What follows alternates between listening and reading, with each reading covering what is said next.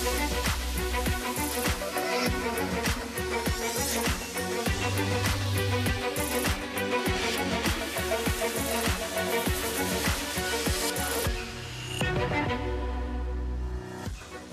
morning. It is Tuesday, the 24th of February. I'm Maeve McMahon, and this is Europe Today, your daily dose of European news and analysis, live here on Euronews.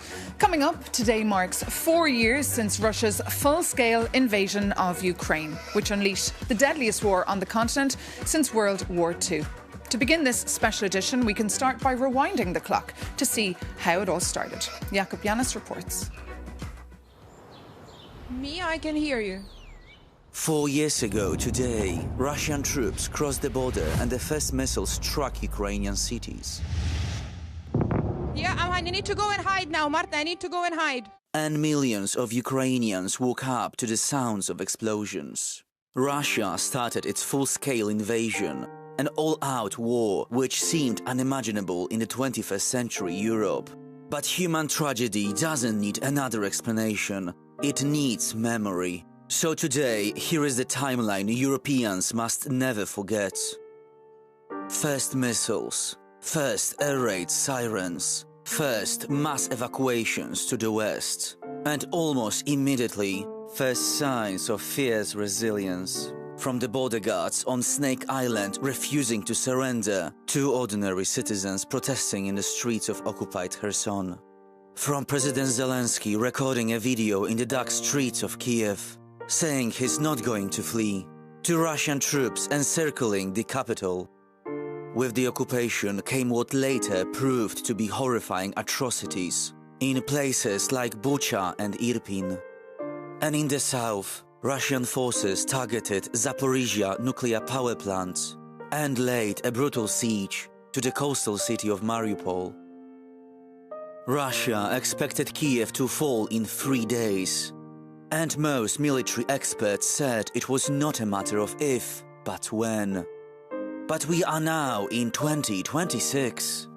Moscow destroys civilian energy infrastructure, causing massive blackouts and leaving millions freezing. And the war has evolved, redefined by drones and technology. And Europe? Over 4 million Ukrainian refugees hold temporary EU protection. 3/4 are women and children, since martial law requires military-aged men to stay and fight. And while Kiev and Washington both want a ceasefire, Moscow simply refuses to stop the fighting. And so, the timeline of this tragedy keeps ticking.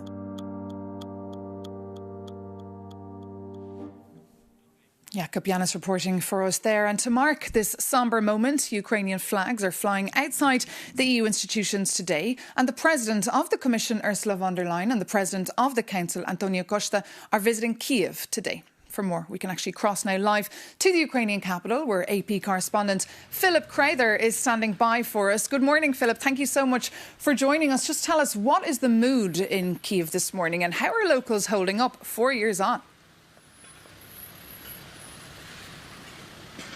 Well, look, this is still a very proud country indeed, and I think it's fair to say that the first impression today, surprisingly, might have been one of relief for most Ukrainians because of the blue skies and the just above freezing temperatures we have here today. That is not a trivial matter because it has been such a brutally cold winter over the last few weeks and months because of Russian attacks on Ukraine's electricity grid. So many Ukrainians have had to survive without electricity and without heating. Of course, the situation along the front line and in eastern Ukraine particularly critical. Ukraine is also, of course, very aware that this country is now entering its 5th year of war with Russia, and there is no end in sight, essentially, and most Ukrainians know this, of course, at this moment. It is a stalemate right now, both on the very long front line with Russian forces, but also politically there is a stalemate with both the Russian and Ukrainian sides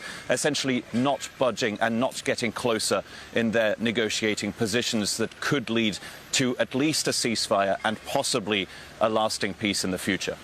And meanwhile, Philip, EU leaders are in Kiev today. What should we expect from their visit? Yeah, as you mentioned, European Commission President Ursula von der Leyen and European Council President Antonio Costa will be here today in Kyiv.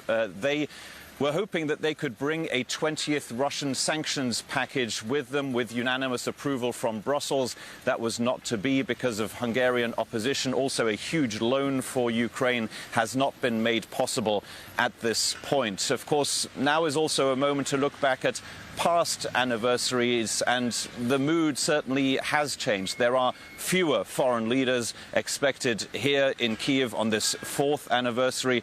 You might want to look back at the 1st anniversary of Russia's full-scale invasion. A few days just prior, US President Joe Biden was here with full US support for Ukraine.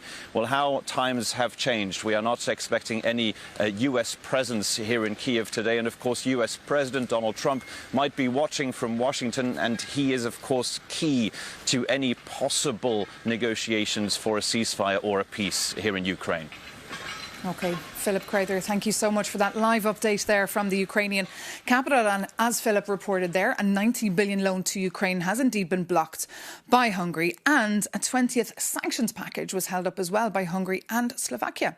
For more on what happens next, we're joined now here on set by our very own EU News editor, Maria Tadeo. Good morning. Good morning. So look, is the EU showing up here empty-handed then today? Well, not quite, because as you said, Ursula von der Leyen and Antonio Costa, they are already in Ukraine. They arrived this morning, and the expectation, according to sources familiar and explaining it to Euronews, the goal of this trip, the head of the Commission will announce a package dedicated to the energy infrastructure severely damaged, worth 100 million euros, and that announcement will be made. But of course, it's not really what the Commission and the member states were hoping to achieve on a day like today. The idea was to present that 90 billion euro loan for Ukraine, but also, of course, the sanctions on Russia on this anniversary. Now, yesterday there was a meeting of European foreign ministers. The Hungarians double vetoed that package. Slovakia also announced late yesterday that it would halt some of the emergency electricity supply to Ukraine, and all of this going on with a dispute over a pipeline that transits Russian oil that both Hungary and Slovakia accused Ukraine of not doing enough to fix it after it was damaged. Of course, yesterday we understand that there was a form of clash between the Hungarians and Slovakia. The Ukrainian foreign minister participated also in this call over who is going to repair this pipeline and who is responsible for it. At this point, the European Union still insists the damage was carried out by Russia. The Ukrainians are doing the best they can, but this is a difficult situation. And there is some fury in some sectors in Brussels today who now say at this point the Hungarians are abusing their veto right because the loan had already been approved in December and it's unrelated to the pipeline. You're going to get a lot of talk about Article 7, of course, suspending some of the member rights, the idea of qualified majority for foreign policy decisions, and the principle of sincere cooperation. But the reality is, Maeve, is that Brussels is also scared of doing too much and going too hard on the Hungarians because the election campaign is still on ahead of April. Of course, Maria Tadeo, our Euronews EU editor, thank you so much for that update. And of course, here at Euronews, we had the opportunity to speak to a number of those foreign ministers, many expressing their disappointment in this decision by Hungary. And actually, Radosław Sikorski, that's the Polish-Hungarian foreign minister, spoke to our Shona Murray on the sidelines of that meeting. And she started by asking exactly what his message to the Hungarian government was.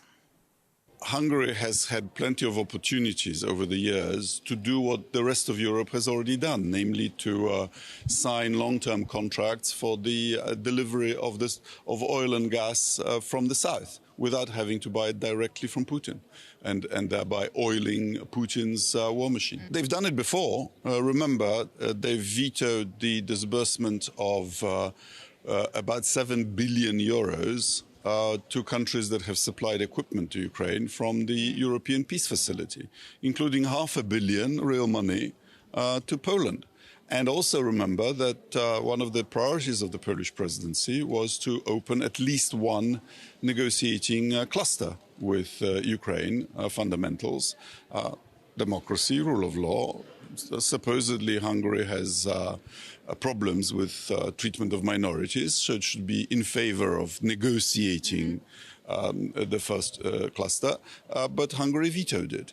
So this is an escalation of established practice that favors Vladimir Putin.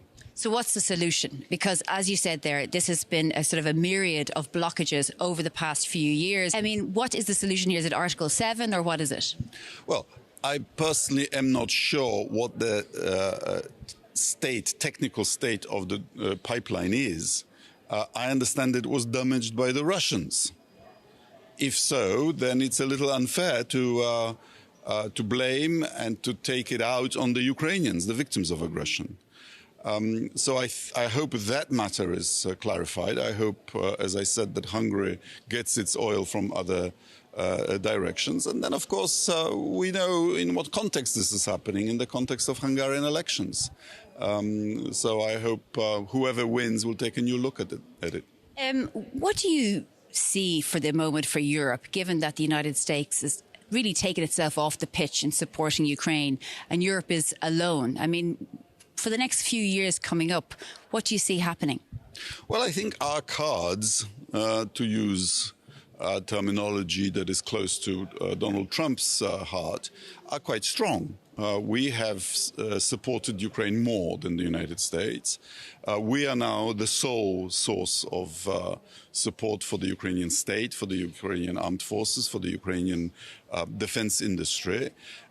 And sooner or later will come a point where the United States and Putin will realize that Ukraine will make its own decisions based on the support that it has from Europe, and therefore that Europe's view and Europe's security interests cannot be ignored.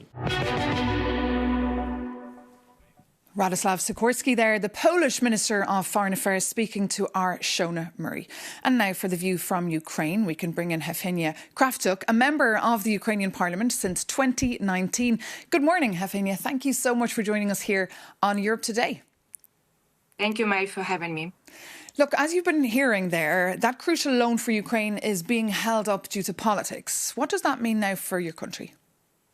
Well, we hope that the European Commission and European leaders can actually sort it out, because clearly the vote in European Parliament and the political will is there. So it's just something that Hungary always does, trying to get more money in return from European budget, because Hungary is actually not donated into European common budget, but extracting money. And obviously, of course, it's being used now during the campaign, which is in full swing in Hungary.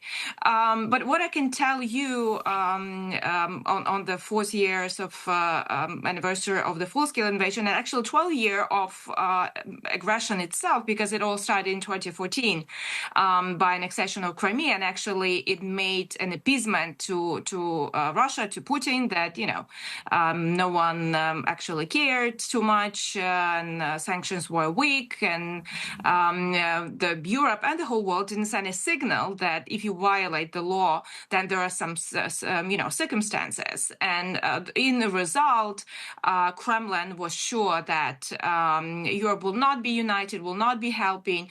Well, obviously, Ukrainians will give up, and here we are. This Kyiv in 3 days is now 4 years, and we were able to save our statehood and to save our sovereignty. Indeed, and look, the sanctions package is on hold. The loan is on hold, and also the US-led talks seem to be on hold, or on limbo, or it's stalemate, as our correspondent earlier, Philip Crowther, reported from Kiev. Do you think President Trump is really interested in peace? Well, I think that President Trump really is interested to announce that he ended another war. Obviously, that's had been an intention during his campaign, and now we see that he wants to be this peacemaker in the world, but it does take an effort because this war is much bigger than a regional conflict. It is the Russia trying to divide the Europe to have these spheres of influence. Okay. So hopefully we'll see some pressure on Russia, not on Ukraine. Okay, Hevgenia Kravchuk, Ukrainian MP, thank you so much for joining us this morning on Europe Today. And now Thank you for having me. And beyond, of course, politics and diplomacy are real people and families who've been suffering immense losses. Thousands of Ukrainian children have been abducted, are now held in Russia or Russian-occupied territories. For more on this side of the story, I'm joined here on set by our very own Sasha Vakalina.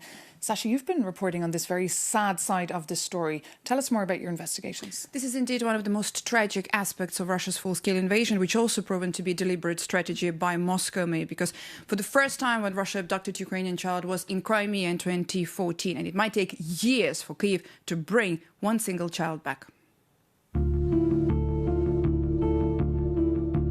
Over the past 4 years, Russia forcefully deported at least 20,000 Ukrainian children. Kyiv managed to bring back 2,000. Among them is Vlad Buryak. He was 16 when Russian forces abducted him at the checkpoint as he tried to evacuate from occupied Melitopol to Zaporizhia. Vlad was taken first to the filtration camp and then to a Russian prison. He spent 90 days in captivity. One of my job was cleaning torture room.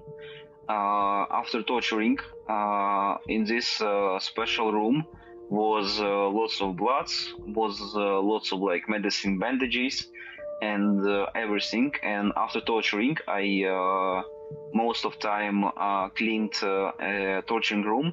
After blood, just mop the floor, take off some rubbish from this room. Lots of Russian soldiers and lots of Russian special forces who tortured people.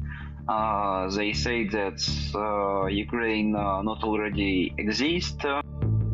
Yale's Humanitarian Research Lab placed the number of deported Ukrainian children closer to 35,000. Moscow claimed that the number could be as high as 700,000. The actions of the Russian Federation towards Ukrainian children are not isolated incidents or humanitarian decisions gone wrong. They are part of a deliberate strategy, a state policy of demographic engineering and identity erasure. This is the arc of Russia's design: isolate, reprogram, deploy. If we speak about the scale, the true numbers are only known to Russia. According to Ukrainian officials, over 1.5 million Ukrainian children currently remain under Russian occupation.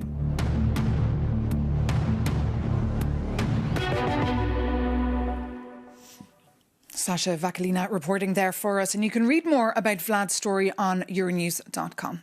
But now to hear how morale among Ukrainian soldiers is 4 years into the full-scale invasion, we can bring in now Dmytro Chotenko, a young Ukrainian who gave up his job in IT to join the front line. Good morning, Dmytro. Thank you so much for joining us here on Europe Today. Morning, Maeve. Welcome to the day 1462. Just tell us, how is the morale now among soldiers? It's high. The morale is high, and I think we just accepted. Say it again. Check. Can you hear me? Yeah. Yes. So, we can hear you, yeah. Even though it's day 1462, the morale is high. We just accepted that we are here for as long as we need to, so we could defend our homes, defend our families, and this motivation, I think, during the war, it has evolved into a very stoic mindset for all of the fighters here. How long more do you think the war will last, and how much more can you put up with it? I think it's going to last at least a year. Russian idiots are not planning to stop anyhow. And even if we destroy them in hundreds of thousands, they're not willing to stop. So there must be another solution, another actions that we might take, such as destroy their ability to wage the war. And for that, we do the enormous amount of deep strikes. It's a big power shift in the warfare. But it's still a long process. So to destroy Russia economically, it's a very long game. And you're live, of course, here on Euronews. We're broadcasting from Brussels. So what would be your message this morning for EU leaders and policymakers right here in the de facto EU capital? I would suggest that you guys read a very recent article by the Wall Street Journal saying about Ukraine NATO training, where 10 Ukrainian soldiers, together with their drones, they took out 2 entire battalions of joint forces of NATO.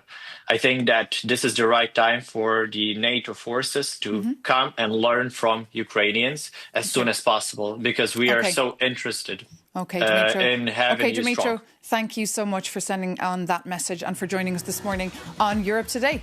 This does bring, though, our special edition of Europe Today to an end. Later, we'll bring you actually that press conference live from Kyiv to hear President Zelensky alongside EU leaders. So do tune in for that. And tune in again tomorrow. We'll be joined here on set by the Vice President, Teresa Ribeiro of the Commission. Take care and thanks for watching.